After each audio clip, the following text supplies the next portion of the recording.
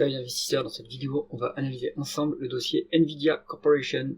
Avant de commencer, je vous rappelle que si vous souhaitez demander des analyses d'actions, vous pouvez le faire en rejoignant le canal Telegram, dont le lien se trouve en description de cette vidéo. Et je vois qu'il y a beaucoup de gens qui regardent la chaîne sans être abonnés. S'il vous plaît, abonnez-vous à la chaîne. Allez, on commence tout de suite avec le cours de l'action Nvidia. On est au plus haut absolu. Est-ce que c'est encore le moment d'investir dans cette société ou est-ce qu'il est temps de vendre? On va regarder ça ensemble. Commençons par le chiffre d'affaires. Donc en médiane, on est sur un niveau très élevé à 30%.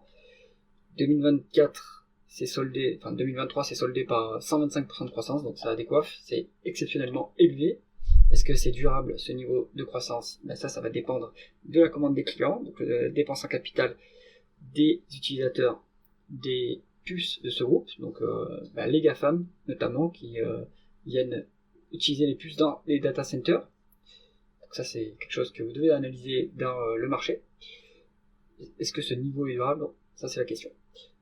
Le groupe a réalisé pour 9 milliards d'acquisitions sur la période étudiée. C'est pas significatif. Continuons avec les taux de marge. Le taux de marge brut indique que le groupe a un monopole sur son segment d'activité, donc les GPU.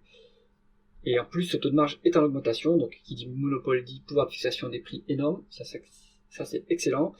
Le taux de marge d'EBITDA est aussi en hausse, et en hausse plus rapide, si je ne me trompe pas, que le taux de marge brut. Donc en plus, il y a une meilleure efficience opérationnelle, donc ça c'est excellent. Taux de marge net à 55%, franchement, il n'y a rien à dire. On est sur un business qui est, je pense que c'est le business le plus qualitatif que j'ai jamais vu, à part peut-être Hermès dans le luxe. Mais il y a quelques business comme ça, avec des niveaux de marge vraiment impressionnants, et une croissance exceptionnelle, donc Nvidia en fait partie, évidemment. C'est pour ça que la capitalisation boursière est aussi élevée. Continuons l'analyse. Est-ce que les bénéfices nets se convertissent bien en free cash flow? Eh bien oui, on n'est pas trop mal en termes de free cash flow par rapport aux bénéfices nets. On a seulement 23 milliards de décalage, mais bon, quand les bénéfices nets font 300 milliards, c'est pas significatif. Si on veut être prudent, on peut utiliser les free cash flow s'il n'y a pas de dette pour valoriser l'entreprise, mais à mon avis, le price earning est aussi pertinent pour valoriser ce groupe. On continue avec la rentabilité opérationnelle. En médiane, on était sur du 22%, et là, 2023, explosion de la rentabilité, on se trouve à 85% en 2024, c'est du jamais vu, c'est une rentabilité qui est hors norme. Le groupe peut largement s'autofinancer à mon avis, et peut-être commencer à rendre du cash aux actionnaires s'il en a envie, s'il n'a pas besoin d'utiliser tous ses cash flows. Mais là-dessus, on est sur quelque chose qui est vraiment exceptionnel, ça c'est sûr. Continuons avec la dette du groupe. Il n'y a pas de dette. Donc voilà, la rentabilité est tellement énorme qu'on n'a même pas besoin de dette pour financer la croissance. On a du cash net à hauteur de 28 milliards. Donc qu'est-ce que fait le groupe de ce cash? Est-ce qu'il le rend aux actionnaires? Est-ce qu'il l'utilise pour acquérir d'autres entreprises et consolider ses parts de marché? On va voir ça tout de suite. Avec le retour aux actionnaires, donc on a un dividende qui est payé. On va voir s'il y a des rachats d'actions, on va voir la rentabilité, le rendement d'actionnaire. Donc, on a un dividende qui est payé de 700 millions sur une market cap de 3000 milliards, 300 milliards. C'est pas un dividende qui est très élevé, mais on a évidemment largement les moyens de le payer. Donc, ce dividende, il faut s'attendre à ce qu'il augmente lourdement par la suite, et ce qui est très bon, ça augmentera le rendement de l'actionnaire. On a une dilution du nombre d'actions. Bon, c'est pas si énorme que ça, mais on a eu une petite dilution au début de la période étudiée, et puis depuis 2022, on commence à réduire un peu le nombre d'actions.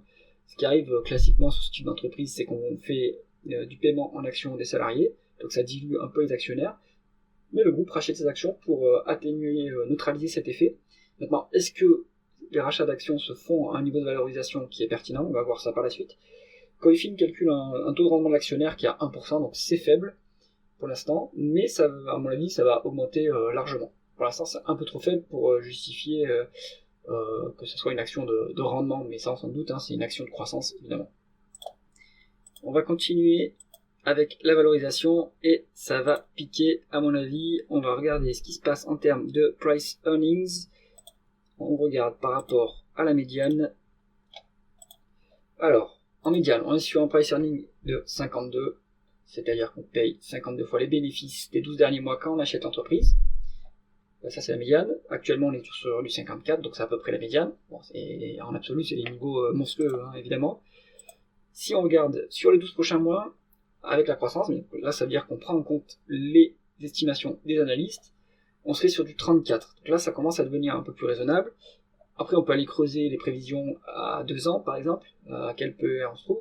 Pour l'instant on est sur de la médiane, de prix sur bénéfice des 12 prochains mois. Des 12 derniers mois également, et il faut voir pour les 24 prochains mois, ça à vous d'aller regarder.